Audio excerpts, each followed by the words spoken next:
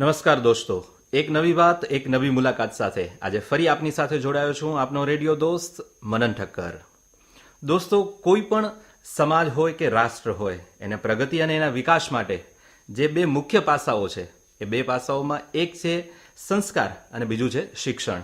કોઈ પણ રાષ્ટ્રના વિકાસ માટે આ બંને વસ્તુઓ એટલે કે સંસ્કાર અને શિક્ષણ એ બંને ખૂબ અગત્યના છે. આમ જોવા જઈએ તો એક સિક્કાની બે બાજુ છે. શિક્ષણ વગરનું સંસ્કાર અને સંસ્કાર વગરનું શિક્ષણ એ અશક્ય જેવી બાબત છે.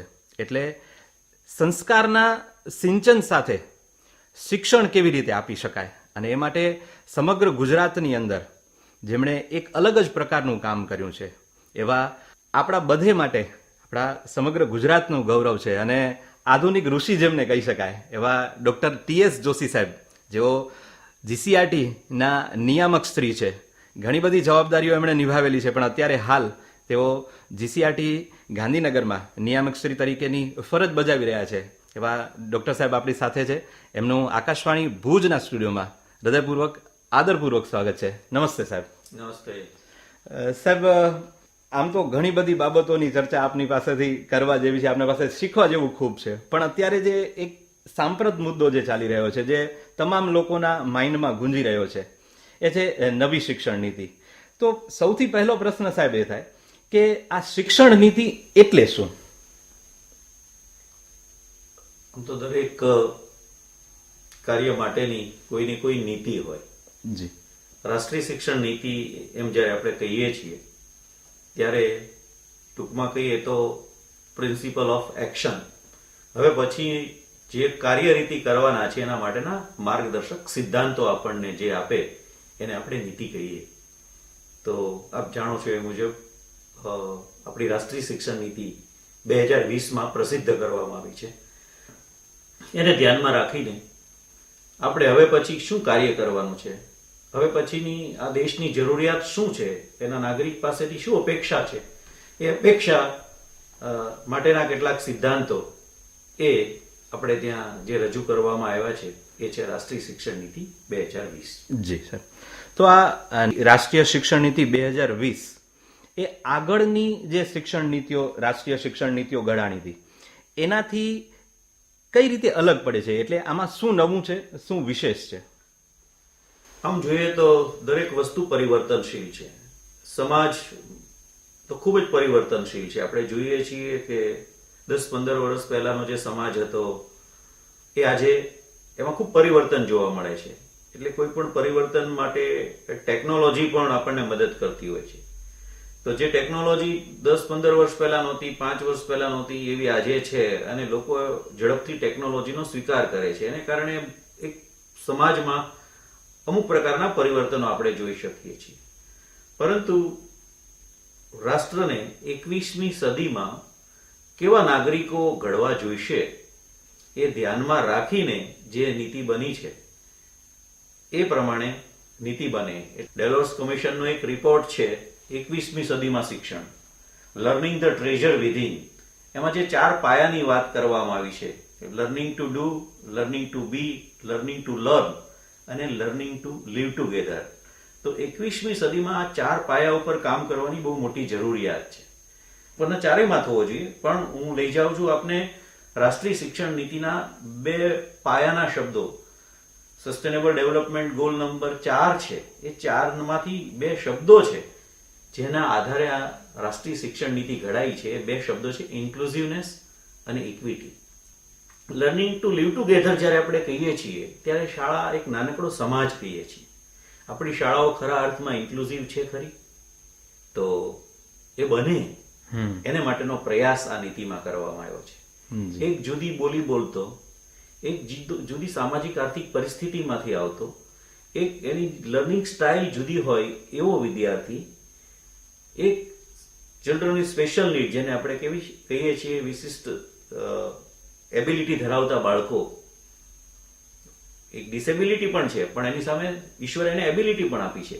આવા બાળકોનું સમાવેશન ખરેખર આપણી શાળામાં થાય છે.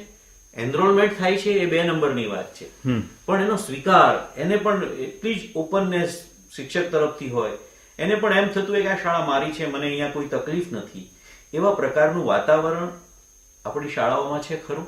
એવું માઇન્ડસેટ બન્યું છે? તો હજુ હવે બનતું જાય છે. ઓકે. તો એ અપેક્ષા 21મી સદીની છે કે ભાઈ પ્રત્યેક નાગરિક છે સમાન છે, એને સમાન તક મળવી જોઈએ. તો જેને 2 રોટલીની જરૂરિયાત છે ને 2 રોટલી મળે, પણ જેને 6 રોટલીની જરૂરિયાત છે ને 6 રોટલી પણ મળવી જોઈએ, કારણ કે એની જરૂરિયાત છે. જી. તો આવા બધા ખ્યાલોને ધ્યાનમાં રાખીને એક શાળા આપણે ઇન્ક્લુઝિવ શાળા બનાવવાની છે, અને ઇન્ક્લુઝિવ શાળાના મારફતે આપણે ઇન્ક્લુઝિવ સમાજ બનાવવાનો છે.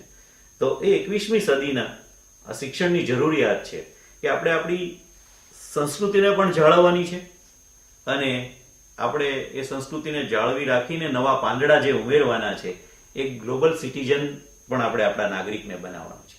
જી. એટલે માત્ર જૂની પુરાણી વાત કરવાની નથી, પરંતુ જે એક સ્ટ્રોંગ ઇન્ડિયન નોલેજ સિસ્ટમ છે એનાથી પણ આપણો બાળક પરિચિત થાય, જે આ રાષ્ટ્રની મહાનતા છે, વિવિધતામાં એકતા છે, હું ને તમે જોડાયેલા છીએ એવી ભાવના સમગ્ર દેશવાસીમાં આજે છે.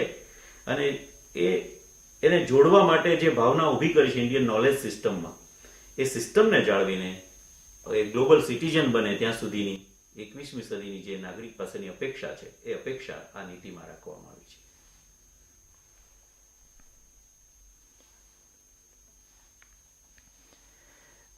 સાહેબ, આજે નવી શિક્ષણ નીતિ 2020 જેને કહેવામાં આવે છે, એમાં ખાસ આપણે જે પ્રમાણે વાત કરીએ એ પ્રમાણે અલગ અલગ સમાજમાંથી, અલગ અલગ સમુદાયમાંથી, અલગ અલગ પ્રકારના જે બાળકો આવતા હોય છે એનું સમાવેશન થાય. એક સાહેબ મુખ્ય બાબત એવી રહેતી હોય છે કે પહેલું તો શિક્ષણ કોઈ પણ હોય, અત્યારે આ વાત ખૂબ ચાલી રહી છે કે શિક્ષણ કયા માધ્યમમાં આપવું જોઈએ. તો આ નવી જે શિક્ષણ નીતિ 2020 છે એમાં માતૃભાષામાં જે શિક્ષણ છે એને કેટલું મહત્વ આપવામાં આવ્યું છે? કારણ કે અત્યારે આ એક નવો ફ્લો સ્ટાર્ટ થયો છે અને કદાચ એ બહુ જરૂરી છે. તો એના વિશે જરા અમારા શ્રોતા મિત્રોને જણાવો. આ બહુ સરસ સવાલ છે. મારે આ વાતને જોડવી છે કે હું 2011માં યુકે અને ફિનલેન્ડ આ 2 દેશની મુલાકાતે જવાનું સદભાગ્ય મને મળ્યું. બેસ્ટ પ્રેક્ટિસ શેરિંગ વર્કશોપ હતા એમાં. લંડનની એક સ્કૂલમાં, ઈસ્ટ લંડનમાં ન્યૂ ક્લારા સ્કૂલ એવું કંઈક નામ યાદ આવે છે, એ સ્કૂલમાં ગયા ત્યારે જે સાઇનેજ હતા એ ઇંગ્લિશમાં હતા, બીજી ભાષા કદાચ ફ્રેન્ચ હશે, પણ ત્રીજી ભાષાની અંદર ગુજરાતીમાં લખાયેલું હતું. ઓહ, લંડનમાં સર? લંડનમાં. જી. મેં એવું પૂછ્યું તો એમણે કહ્યું કે અહીંયા ગુજરાતી બાળકો પણ આવે છે. સાઇનેજ હતું એ હું તમને ગુજરાતીમાં શું લખ્યું એ પણ તમને કહું. સંડાસ એવો શબ્દ લખેલો હતો ગુજરાતીમાં, એરો દોરેલો હતો ટોયલેટ બ્લોક તરફ જવાનો. જી જી. ઓહો. એટલે કે જે બાળક એ વિસ્તારમાંથી 2 કે 5 બાળકો આવતા હશે, એ બાળકોને પણ શાળામાં એની ઘરમાં બોલાતી ભાષા છે એનાથી એ પરિચિત રહે, એનાથી ખ્યાલ આવે કે આ શાળામાં મારી ભાષામાં લખેલું છે. પોતીકું એક વાતાવરણ એક શબ્દથી, સાઇનેજથી મળે. જી.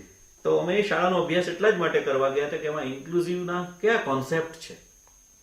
તો ત્યાંના શિક્ષકો છે એ આવી ભાષા, જે ભાષા મા બાપ બોલતા હોય એવા બાળકો જે શાળામાં આવે છે એનાથી થોડા ઘણા પરિચિત હોય, એ પણ શાળા ત્યાંને ખ્યાલ રાખતી હતી. વાહ. ત્યાં બાળક ડિસેબલ હોય તો એવા બાળક માટે વર્ગખંડમાં એની બાજુમાં એક બીજો એક્સ્ટ્રા ટીચર બેસાડે છે, જેથી એ બાળકને તકલીફ ન પડે. એને સાંભળવાની તકલીફ તો હોય તો એવા પ્રકારનું, એ સ્લો લર્નર હોય તો એવા પ્રકારનું, એ વિઝ્યુઅલી ઇમ્પેર્ડ હોય તો એવા પ્રકારની સુવિધા એ શાળામાં આપવામાં આવે છે. એવી શાળાની મુલાકાત અમે લીધી ત્યારે એ ઇન્ક્લુઝિવનેસની આપણે જે કોન્સેપ્ટની વાત કરીએ છીએ એ આપણને સમજાય છે. જ્યારે આવા નાના મુદ્દાઓ ઉપર આપણે ત્યાં હજુ વિચારવાનું શરૂ થયું છે અને સારી રીતે શરૂ થયું છે. આપનો પ્રશ્ન માતૃભાષા સંદર્ભે છે. જી. આ નવી શિક્ષણ નીતિમાં માતૃભાષાને કેટલું મહત્વ? માતૃભાષાની નો સ્વીકાર છે એ તો કરવો જ જોઈએ. દુનિયાના મોટા ભાગના દેશો છે એ પોતાનું શિક્ષણનું માધ્યમ છે એ માતૃભાષામાં જ રાખવામાં આવે છે. મેં આપને જે પ્રવાસની વાત કરવામાં આવી, આપણે જેને યુરોપના દેશો ગણીએ છીએ, એવું ફિનલેન્ડની પણ મુલાકાત હતી. આપણને સામાન્ય રીતે થાય યુરોપના દેશોમાં તો બધે અંગ્રેજી જ બોલાતું હોય ને, તો ખરેખર એવું નથી. દરેક કન્ટ્રી છે યુરોપના એને દરેકને પોતાની માતૃભાષા છે અને માતૃભાષામાં જ શિક્ષણ આપવામાં આવે છે. અંગ્રેજી તો બહુ લેટર ઓન સ્ટેજથી ઇન્ટ્રોડ્યુસ કરવામાં આવે છે. અચ્છા. તો આપણા અહીંના માનો કે આપણા શિક્ષકોનું અંગ્રેજી બહુ સારું નથી, આપણા બાળકોનું સારું નથી, એવું આપણે જે અહેસાસ કરી રહ્યા છીએ, બિલકુલ એવો અહેસાસ મને ફિનલેન્ડની સ્કૂલોમાં મેં જોયો કે ટીચર પણ અમારી સાથે વાત કરતી વખતે જે સમજાવતો હોય તો કોઈ વર્ડ ના મળે તો એને હેડ ટીચરને પૂછે, એ એને મદદ કરે અને ભાંગ્યું તૂટું અંગ્રેજીમાં જે વાત થાય. તો એવા પ્રકારનું વાતાવરણ, માતૃભાષાનો સ્વીકાર દુનિયામાં દરેક દેશોમાં થયેલો જ છે અને એ જ કરવો જોઈએ.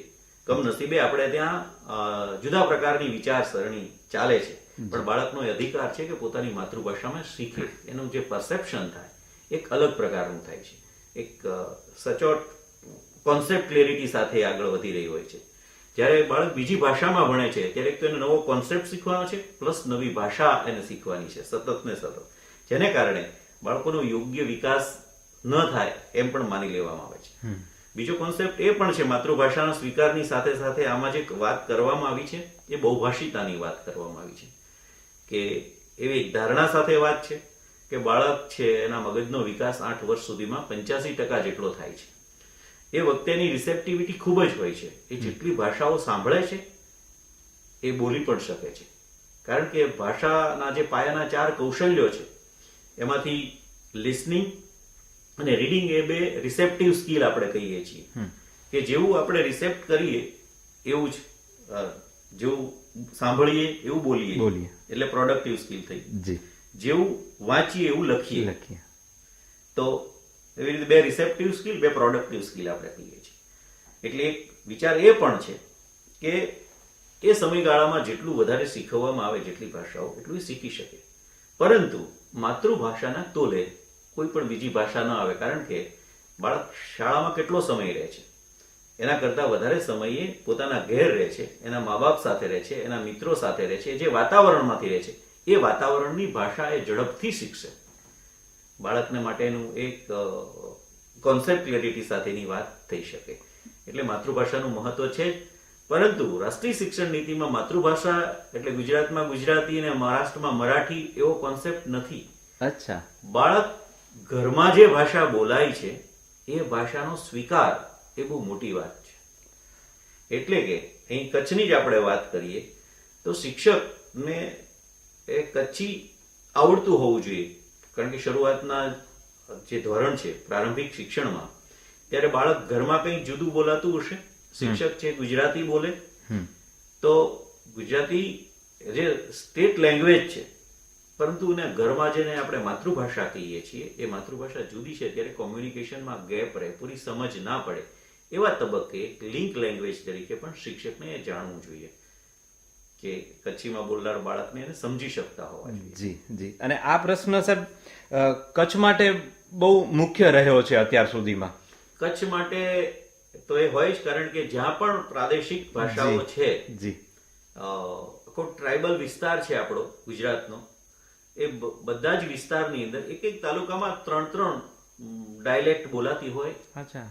એવા પણ તાલુકાઓ આપણી પાસે છે. જી. એટલે માત્ર કચ્છમાં જ સવાલ છે એવું નથી. તો જે આદિવાસી વિસ્તાર છે એમાં દરેકને પોતાની ભાષા છે, બોલી એવું નહીં કહીએ, કારણ કે લિપિ ન હોય તો પણ ભાષા એવો સ્વીકાર કરવામાં આવ્યો છે. તો એ દરેકની બોલી છે એ પણ આપણે જાળવવી જોઈએ, કારણ કે એ આપણી વિવિધતા છે અને વિવિધતાને સાચવવાની, વિવિધતાથી એકતા તરફ જવાની આપણી વાત છે, બધાના સ્વીકારની વાત છે, બધાનું સંસ્કાર છે કે જે પરંપરા છે એ પણ સાચવવાની વાત સાથે સાથે આપણે સમજવી જોઈએ. જી. એટલે નવી જે શિક્ષણ નીતિ છે એમાં આ બધેનો સ્વીકાર થયેલો છે. જી સાહેબ, હવે આ જ વાતને થોડી આગળ વધારીએ અને શિક્ષણ નીતિ તૈયાર થઈ ગયા પછી અભ્યાસક્રમનું ઘડતર, એટલે કે જેને આપણે નેશનલ કરિક્યુલર ફ્રેમ NCF કહેતા હોઈએ છીએ, એના કામની શરૂઆત થતી હોય છે. આમ સામાન્ય રીતે એવું હોય છે કે ઉપરથી નીચે આવે, તો આ વખતે પણ આ શિક્ષણ નીતિની અંદર પણ એવું જ છે કે એમાં પણ કાંઈ વિશેષ છે? આપ જે પ્રશ્ન પૂછી રહ્યા છો, નેશનલ કરિક્યુલમ ફ્રેમવર્ક, તો રાષ્ટ્રીય અભ્યાસક્રમનું માળખું જે તૈયાર થાય છે એની પહેલા પણ એક્સરસાઇઝ ચાલુ છે. અત્યારે જુદા જુદા 4 પ્રકારના સર્વે અને કન્સલ્ટેશન એવું ચાલી રહ્યું છે.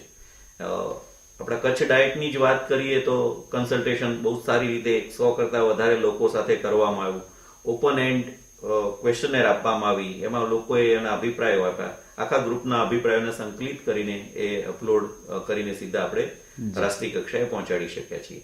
એવી જ રીતે અત્યારે મોબાઈલ સર્વે ચાલે છે.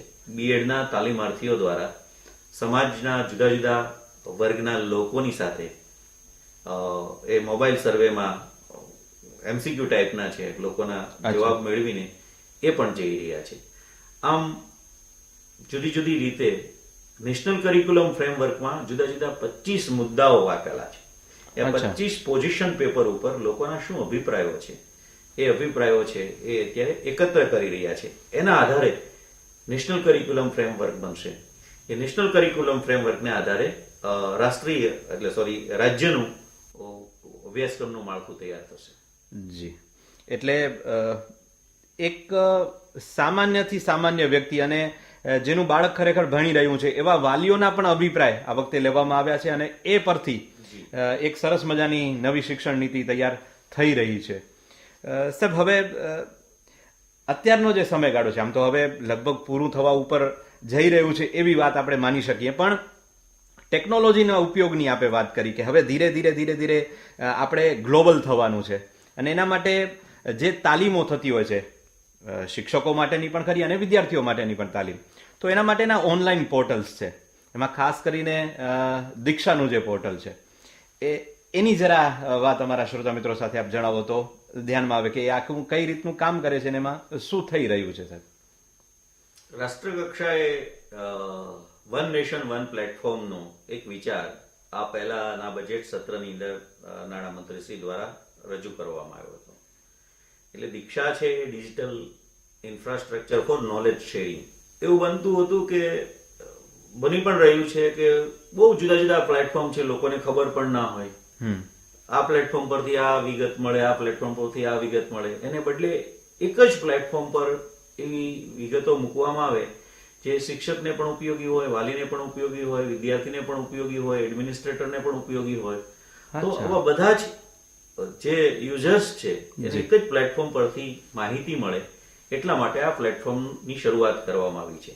એટલે માત્ર ટીચર ટ્રેનિંગ માટે જ છે એવું નથી, વિદ્યાર્થીઓ માટે પણ હશે. કારણ કે આવનારા દિવસોમાં જે રાષ્ટ્રીય શિક્ષણ નીતિમાં તો 2030 સુધીનો એક એવો ગોલ છે કે પ્રત્યેક વિદ્યાર્થી છે, નાના ધોરણને છોડી દઈએ તો એ વિદ્યાર્થીઓએ પોતાનો 40% અભ્યાસક્રમ છે એ ઓનલાઈન શીખવાનો રહેશે. 100%માંથી 40%, સાહેબ? હા જી. તો એના માટેના જુદા જુદા વિષયોના મુદ્દાઓ પસંદ કરવામાં આવશે જે બાળક સરળતાથી શીખી શકે, અથવા એવા સરસ પ્રોગ્રામ તૈયાર થાય કે જે શાળામાં બેસીને ન શીખવી શકાય. ઓકે, અચ્છા. દાખલા તરીકે લેન્ડસ્લાઇડિંગ છે એ કચ્છના શિક્ષક શીખવે કે ભૂસ્ખલન કેવી રીતે થાય છે. હવે અહીંયા તો એવી મોટી ગિરિમાળા જ નથી કે જેથી ભૂસ્ખલન થવાનો સવાલ હોય. જી. તો એ જે હિમાલયમાં વારંવાર થાય છે તો રાષ્ટ્રીય કક્ષાએથી એના વિડીયોઝ હોય, એનું સાયન્સ કોઈ એક્સપર્ટ કહેતો હોય એવા કોર્સ બનાવેલા હોય ને બાળક એ સીધો જ શીખે તો બહુ સારી રીતે શીખી શકે. સવાલ બીજો કરું છું કે ડિજિટલ પ્લેટફોર્મનો ફાયદો શું છે? તો કે શાળાનો એ જે સમયબદ્ધ છે 40% કોર્સમાં, એકદમ, તો એ 40% બચેલા સમયમાં બાળક છે એની જે કઈ હોબી છે, એને જે કઈ શીખવું છે, ચિત્ર શીખવામાં કોઈને રસ છે, કોઈને સંગીતમાં છે, કોઈને ક્રાફ્ટમાં છે, કોઈને સ્પોર્ટ્સમાં છે, કોઈને કઈ એનાથી પણ વિશેષ હોય, તો એ વિદ્યાર્થીઓનું એ કલા માટે કે એની હોબી માટે શિક્ષકો નર્ચરિંગ કરી શકે તો એવું ઉપયોગી થઈ શકે. અત્યારે બધાને એક સરખું શીખવું એ પણ વાત નથી, કારણ કે વૈયક્તિક ભિન્નતા પણ આપણે સ્વીકાર કરવો જોઈએ. તો બાળક જે કંઈ શીખે છે, every experience is learning experience. આ બહુ મોટી વાત કરવામાં આવી છે. એટલે બાળક ઘરમાં શીખે, બાળક ખેતરમાં શીખે, બાળક દુકાનમાંથી શીખે, બાળક કોઈ ફિલ્ડ વિઝિટમાં જાય, બેંકમાં જાય, પોસ્ટ ઓફિસ જાય કે કોઈ આર્ટિઝન પાસે જાય, તો એની પાસેથી શીખવાનું છે. શિક્ષકનું કામ એ જે શીખે છે, જે એક્સપિરિયન્સ મેળવે છે એને એના લર્નિંગ આઉટકમ સાથે જોડે, કનેક્ટ કરે. કનેક્ટ કરે. કોઈક જગ્યાએ આપણે ભરતનું જ એક ઉદાહરણ લઈએ. ભરતકામ કચ્છમાં જે જુદી જુદી કોમ્યુનિટીમાં જે જુદી જુદી રીતે થાય છે, તો એમાં જે ભૌમિતિક આકારો છે એ ભૌમિતિક આકારો એ સહજ રીતે કરે છે. બહુ મોટું સાયન્સ એ શીખી રહ્યા છે. જે પેઢીઓથી ઇન્ડિયન નોલેજ સિસ્ટમની આપણે વાત કરીએ છીએ, જી, શાળામાં જી. જઈને કોણ માપક લઈને બેઠા નથી, એની જાતે કરી શકે છે. જી. આ બહુ મોટી સિદ્ધિ છે ને પરંપરાથી આવી છે. જી. તો એનો સ્વીકાર કરીને કેવી રીતે જોડી શકાય? હા, એને અજરકપુરાનું આપણું LNDC છે એની મુલાકાત લીધી તો એને સાયન્સ સાથે કેવી રીતે જોડી શકાય, એને મેથેમેટિક્સ સાથે કેવી રીતે જોડી શકાય, કચ્છના ઇતિહાસ સાથે કેવી રીતે જોડી શકાય, ભૂગોળ સાથે કેવી રીતે જોડી શકાય, એ દોરા ક્યાંથી આવે છે કે કેવી રીતે ઉત્પન્ન થાય છે, એને કલા સાથે જોડી શકાય. તો આ આખરે તો એ જ શીખવીએ છીએ આપણે Yes, મુદ્દાઓ. એકદમ. તો એ જી. મુદ્દાઓને જોડીને, સ્થાનિકતાને જોડીને, સ્થાનિક કલાને જોડીને, પરંપરાને જોડીને શિક્ષણ સાથે વધારે મજબૂત કેવી રીતે થાય એના કોન્સેપ્ટ, જી. એવી વાત આ રાષ્ટ્રીય શિક્ષણ નીતિમાં કોઈક ને કોઈ રીતે આપેલી છે. વાહ. એટલે બહુ જ એકદમ જેને કહી શકાય ને કે બાળકને જે ગમે છે એ પણ કરવા મળશે અને સાથે સાથે એના શિક્ષણનો વિકાસ પણ થશે. એનું જે સતત આપણે જેને કહી શકીએ કે એનો વિકાસ થવો જોઈએ, સતત અને સર્વાંગીણ જે વિકાસ થવાની વાત છે એ અહીંયા કને આ નવી શિક્ષણ નીતિના અમલવારી સાથે ચોક્કસથી થવાની છે. સાહેબ, ખૂબ સરસ મજાની વાત સાહેબ કરી આપે. અને સાહેબ, હવે કાર્યક્રમને અંત તરફ લઈ જઈએ ત્યારે આપ જ્યારે આકાશવાણી ભુજના સ્ટુડિયોમાં આવ્યા છો ત્યારે કચ્છ માટે અને ખાસ તો કચ્છના શિક્ષકો છે, વિદ્યાર્થીઓ છે, વાલીઓ છે, એ બધે માટે આપના તરફથી એક સંદેશ સાહેબ. આમ તો સમગ્ર ગુજરાત માટે પણ ખાસ. જી જી જી વિદ્યાર્થીઓ વિશે કશું કહેવું જેવું નથી, કારણ કે વિદ્યાર્થીઓ તો બહુ રિસેપ્ટિવ હોય છે. આપણે કલ્પના કરીએ એનાથી વધારે શીખવાની એની તત્પરતા હોય છે અને શીખી શકે છે. બાકીના લોકોને ખ્યાલમાં રાખવી જોઈએ આખી નીતિ શું છે. પહેલા વાત કરીશું શિક્ષકોની અને પછી વાત કરીશું વાલીઓની. શિક્ષક છે એ જ અહીંયા ચેન્જ મેકર બનશે. એટલે હું શિક્ષકોની તાલીમમાં એમ કહું છું કે તમારે ભૂલી જાઓ થોડી મિનિટો માટે કે તમારી પાસે બોર્ડ નથી, તમારી પાસે ચોક નથી અને તમારે કોઈ વિષય શીખવવાનો, કોઈ કોન્સેપ્ટ શીખવવાનો છે, કોઈ લર્નિંગ આઉટકમ ને ધ્યાનમાં રાખીને આ કામ કરવાનું છે. તો તમે શું કરશો? તો નીતિ એમ કહે છે કે એક્ટિવિટીઝ ને પ્રમોટ કરવાની છે, ગોખણપટ્ટીને દૂર કરવાની છે, કારણ કે સમજ સાથેનું શિક્ષણ આપવાનું છે. જી. આપણે કઈ વસ્તુ ગોખાવીએ છીએ, બોર્ડ પર લખીએ છીએ, ગોખી લે છે, પરીક્ષા પછી ભૂલી જાય છે, આપેલું ને તાપેલું ટકતું નથી. પણ બાળક જ્ઞાનનો સર્જક બને ત્યાં સુધી એને લઈ જવાનો છે. માત્ર એક્ટિવિટીઝ કરાવવાથી પૂરું થઈ જતું નથી, એક્ટિવિટીઝને લર્નિંગમાં કન્વર્ટ કરવાની છે. અચ્છા. એ કોઈ જેને દરિયો નથી જોયો એ માંડવીના બીચ પર જાય છે કે અહીંયા મુદ્રા પોર્ટથી એમને જે પોર્ટનું કામ કેવી રીતે ચાલે છે એ મુલાકાત લેવા જાય છે, અથવા શાળામાં એક પ્રવૃત્તિ કરાવવામાં આવે છે, કંઈ કોઈ મંદિરના પ્રવાસમાં લઈ જવામાં આવે છે. આ બધાને આપણે એક્સપિરિયન્સ કહીએ, એક્ટિવિટીઝ કહીએ. પરંતુ આ એક્ટિવિટીઝને આપણે લર્નિંગમાં કન્વર્ટ કરવા માટે શિક્ષકે સૌથી મહત્વની વસ્તુ છે કે રિફ્લેક્શન કરાવવું જોઈએ, જે મોટે ભાગે હવે આપણે ટેવ પાડવાની છે શિક્ષકોમાં. અચ્છા. કે આપણે આ મુલાકાતે ગયા, અહીંથી કોર્ટમાં ગયા તો કેટલા કિલોમીટર થયું, અહીંયા અને ત્યાંમાં શું ફરક હતો. વિદ્યાર્થી જે સમજો છે એના પેટા પ્રશ્નો પૂછીને આપણે એને લઈ જવાનો છે. આપણે વાત તો કરીએ ગુજરાતનો 1600 કિલોમીટરનો લાંબો દરિયા કિનારો છે. કચ્છમાં દરિયા કિનારા રહેતા હશે ને દરિયાની ખબર હશે, પણ ગુજરાતના મોટા ભાગના વિદ્યાર્થીઓ, શિક્ષકો, વાલીઓ એમાંથી કેટલા ટકાને ખબર હશે કે ક્યારે ભરતી આવે, કેવી રીતે ગણવામાં આવે, કઈ તિથિને કેવી રીતે જોડાય છે. એ આખું જે સાયન્સ છે, અથવા જે ભણ્યો જ નથી એવો ખારવો માણસ, એનું જે ઇન્ડિજિનિયસ નોલેજ છે, તો શિવજી બુદ્ધા કે મને ખબર નથી માંડવીના જે બહુ મોટા દરિયામાં પોતાની જીવન આપ્યું, એમની પાસે બેસી અને એ જે નોલેજની વાત કરે, એ નોલેજ કેટલા લોકોને છે, અથવા એ નોલેજ કેવી રીતે આપણે આવતી પેઢીને આપવું. આપણું કામ છે આપણી સંસ્કૃતિ, આપણો વારસો, આપણું જ્ઞાન છે ને હસ્તાંતરિત કરવાનું. તો આ નોલેજને હસ્તાંતરિત કરવાની બહુ મોટી જવાબદારી શિક્ષકો અને વાલી બંનેની છે. પોતાનું બાળક છે તો માત્ર શાળામાં ભણે શાળામાં ભણાવ્યું છે ગોખે લખે એને બદલે વિષયના વાડામાં છે એને બદલે જુદા જુદા વિષય સાથે ઇન્ટિગ્રેશન થાય, એને વધુ રસપ્રદ બનાવવા માટે સ્પોર્ટ્સ સાથે ઇન્ટિગ્રેશન થાય, આર્ટ સાથે ઇન્ટિગ્રેશન થાય. અને જે નવી વાત કરી છે કે બાળકોને ખૂબ ગમે, દુનિયાના કોઈ પણ બાળકને રમકડાથી રમવું ગમે, એ ટોયઝને પણ એમાં પણ સાયન્સ હોય છે. જી. તો એ ટોયઝ ઇન્ટિગ્રેશન કેવી રીતે કરી શકીએ, એવી રીતે વિષયોની સાથે આવા ઇન્ટિગ્રેશનની વાત છે, એક્ટિવિટીઝની વાત છે, અનુભવજન્ય શિક્ષણની વાત છે. અભ્યાસક્રમ અને સહઅભ્યાસિક પ્રવૃત્તિ એવા કોઈ વાડા નથી. દરેક વિષયને ઇક્વલ જે વેઇટેજ આપવાની વાત છે એ બહુ સારી રીતે કરવામાં આવી છે. અને સૌથી સારી વાત એ છે કે માત્ર લેખિત મૂલ્યાંકન છે એ આપણે પૂરતું માની લેવું જોઈએ નહીં. વૈયક્તિક ભિન્નતાનો જ્યારે આપણે સ્વીકાર કરીએ છીએ ત્યારે રાષ્ટ્રીય શિક્ષણ નીતિમાં 360 ડિગ્રી એસેસમેન્ટની વાત કરી છે. અને એને પ્રમોટ કરવા માટે પરખ નામની એક સંસ્થા રાષ્ટ્ર કક્ષાએ હશે અને આખા દેશમાં એ માર્ગદર્શન આપશે કે બાળકનું માત્ર લેખિત નહીં પરંતુ મૌખિક પણ થાય, ક્રિયાત્મક મૂલ્યાંકન પણ થાય.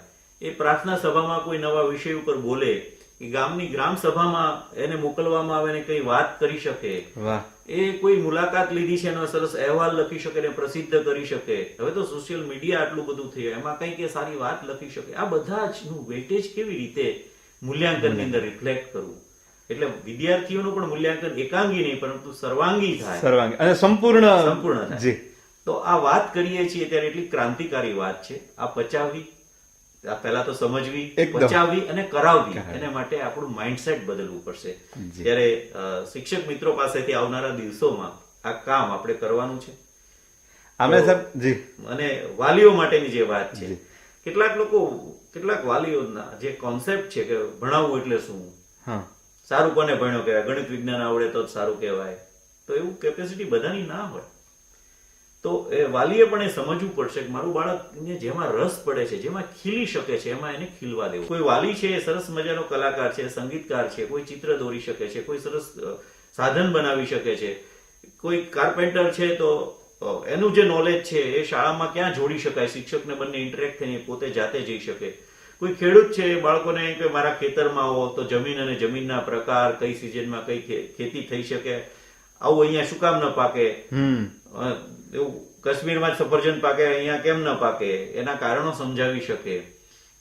ખેતીના સાધનો વિદ્યાર્થીઓ ગોખતા હોય છે શાળાઓમાં. શહેરની શાળાઓમાં તો જે ખેતીના સાધનો છે બિચારા ગોખીને પરીક્ષામાં લખે છે, એને ખેતર પણ જોયું નથી, એનો ઉપયોગ પણ જોયો નથી. તો સાચા અર્થમાં આ બધા અનુભવો મેળવે. જ્ઞાન તો અખંડ છે, આપણે એની સિસ્ટમમાં સમજાવવા માટે ટુકડા કર્યા છે. ફરીથી એ ડોટ જોડાય અને બાળક એક સમગ્રતયા શીખતો થાય એવા પ્રયાસો છે એ થવાના છે. ત્યારે વાલી અને શિક્ષક આ બંને પોતાના માઇન્ડસેટ બદલે એવા પ્રકારની વાત છે. તો હું અત્રેથી આ સ્ટુડિયો પરથી આપના બધા જ શ્રોતાઓને હું વિનંતી કરું છું કે તમારા બાળકને જેમાં રુચિ હોય એમાં આગળ વધવા દો. તમારું બાળક પ્રવૃત્તિ કરતું હોય તો કરવા દો. શાળાએથી આવીને શિક્ષકોએ એવું કીધું હશે કે ભાઈ તારા ઘરના જેટલા રૂમ છે એટલાનું ક્ષેત્રફળ માપ, ચોપડીનું ક્ષેત્રફળ માપ, ઘરમાં જેટલા વાસણ છે એમાંથી કેટલા ગોળાકાર છે એવા શોધ, એવા ગણ. તો આવી કંઈ પણ પ્રવૃત્તિ હોય તો વાલીએ એને વધાવવું જોઈશે. એને સમજવું પડશે કે શિક્ષક આ ખોટે ખોટું કામ કરે છે અને આવું કરે છે અને તેવું કરે છે એવું ના સમજે, પરંતુ એ તરફ એ લઈ જાય.